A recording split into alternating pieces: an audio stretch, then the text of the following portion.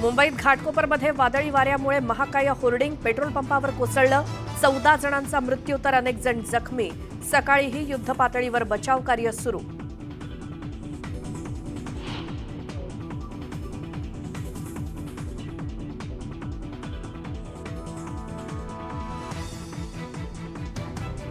घाटकोपरमधील अपघात स्थळाची मुख्यमंत्र्यांसह उपमुख्यमंत्र्यांकडूनही पाहणी। मृतांच्या नातेवाईकांना 5 लाखांची मदत तर मुंबईतल्या होर्डिंग्सच्या स्ट्रक्चरल ऑडिटचे आदेश। घाटकोपरमधील ते होर्डिंग अनधिकृत, महापालिकेनं 6 कोटींच्या दंडासह आधीच बजावली होती नोटीस। 10 दिवसात होर्डिंग हटवण्याचे दिले होते आदेश।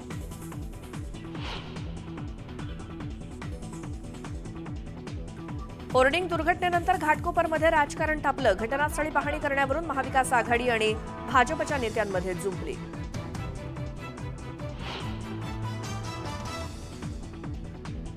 देवेंद्र फडणवीस पालघर दौऱ्यावर, हेमंत सावरा यांच्या प्रचारासाठी सभेचं आयोजन। उद्धव ठाकरेंच्या बालेकिल्ल्यात मुख्यमंत्री एकनाथ शिंदेंची सभा। वरळीच्या जांभोरी मैदानात शिंदेंची तोफ धडाडणार।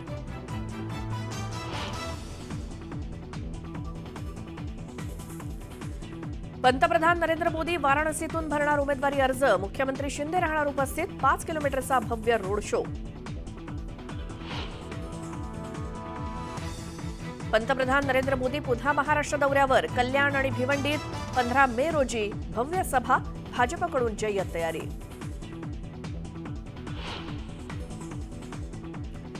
फक्त मुस्लिमांचं हित पाहण्याला आमचा विरोध। काँग्रेसच्या मुस्लिम तुष्टीकरणाच्या राजकारणावरती न्यूज 18 लोकमतला दिलेल्या मुलाखतीत अमित शहांची घणाघाती टीका।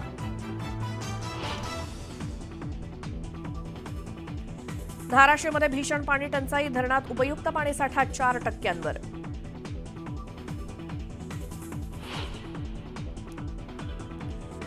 आणि बदलापूरमधील वैशाली टॉकीज समोरील दुकानांना भीषण आग। पार्किंगमध्ये उभ्या असलेल्या 12 ते 15 गाड्या जळून खाक। सुदैवाने जीवितहानी नाही।